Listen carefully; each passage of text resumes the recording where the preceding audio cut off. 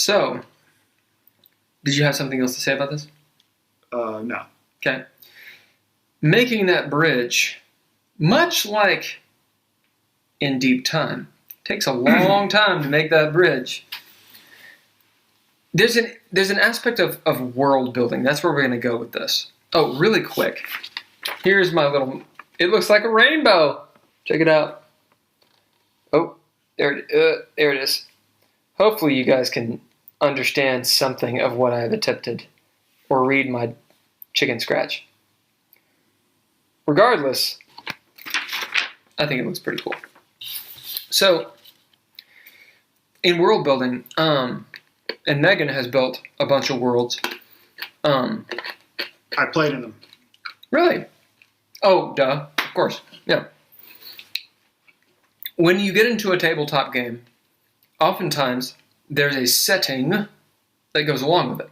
Now, some tabletop role-playing game systems do not have that. Notably, GURPS does not. And Ben and I, during a Game Talk episode, went through a bunch of the different game systems and such, and a few of Megan's friends threw out some names, and Megan did, and whatnot. So a whole slew of these kinds of systems that are apart from a setting. Some of them are so embedded in the modern era, like the Call of Cthulhu, that, I mean, there is a fantasy element to them, but you're not really trying to build a custom world.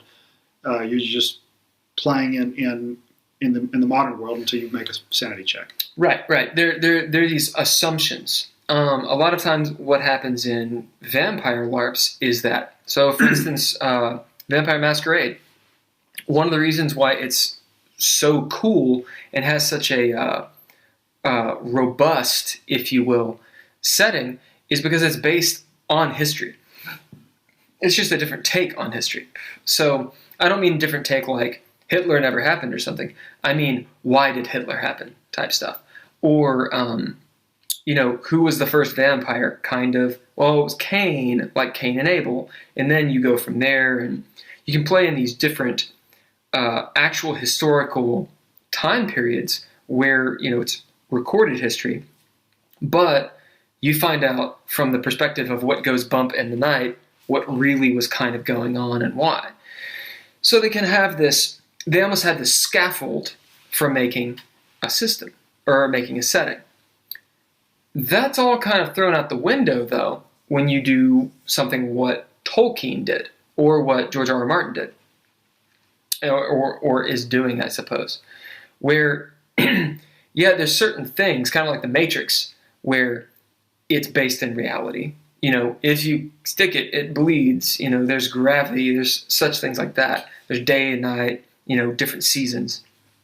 And specifically, George R. R. Martin, from what I understand, pulled a ridiculous amount from, I want to say, medieval, the last 1,000 years of history. It seems like he was well versed in English history. Yeah.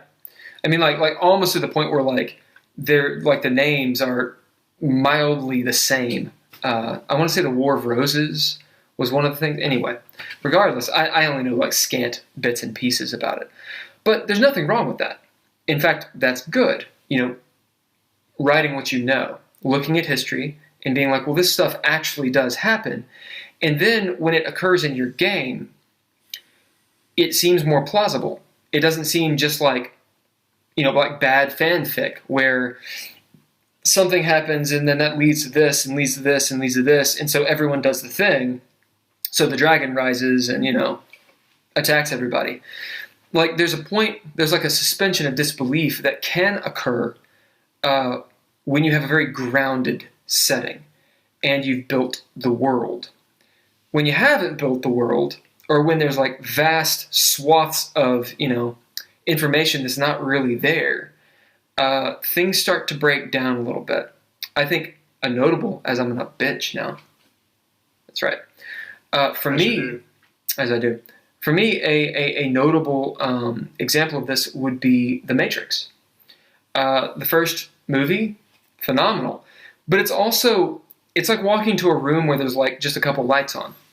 You know, you've got that fog of war. You don't need to see all the bits and pieces, right? It makes the movie better. Well, I mean, given when it was made, I figure there's a lot of people doing CGI that really wanted to show off. Well, speak up.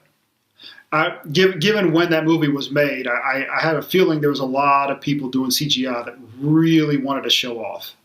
Sure. The first one's fine. It's more of a philosophical story. The Critical Drinker, if you haven't seen his YouTube, it's awesome. He does a lot of really good film reviews. He's got a really cool deal about The Matrix. I'm sure there's a ton of stuff about The Matrix. But the second and third movies suck dick. They're awful. I mean, so I'm sure some people like them. They can, die in a fight or two.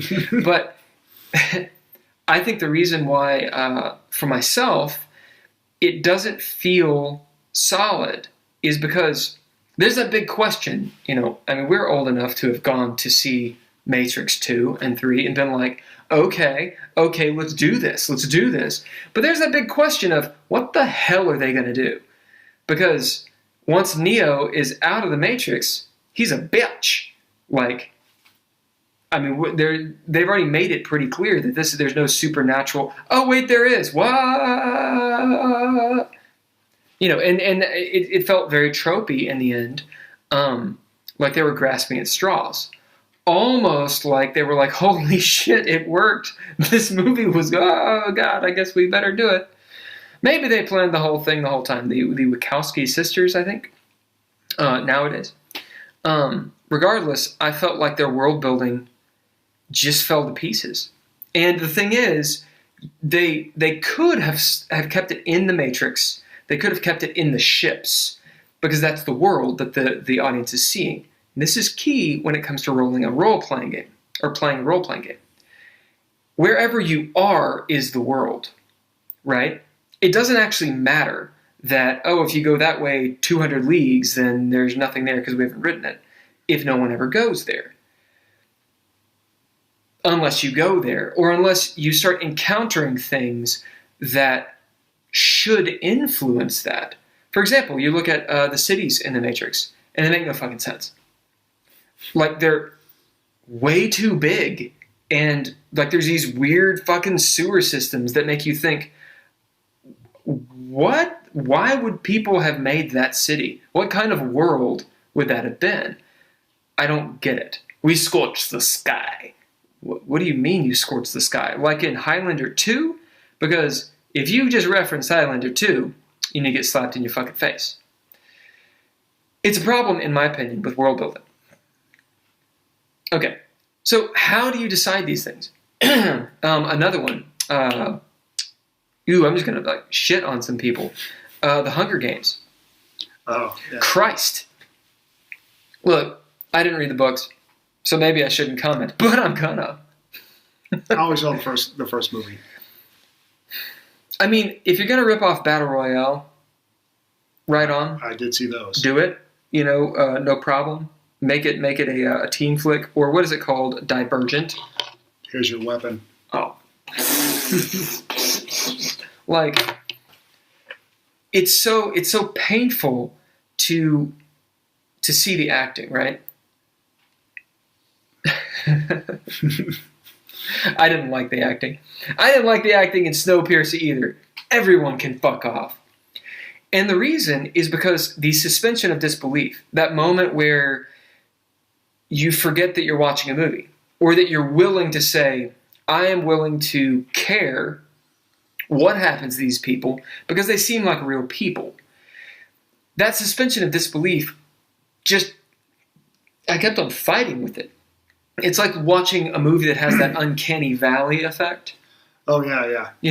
Where the uncanny, you want to talk about the uncanny valley? Yeah, that's where, at least in terms of CGI, you make something that's a little too realistic to be, say, animated, but not realistic enough that you can't tell.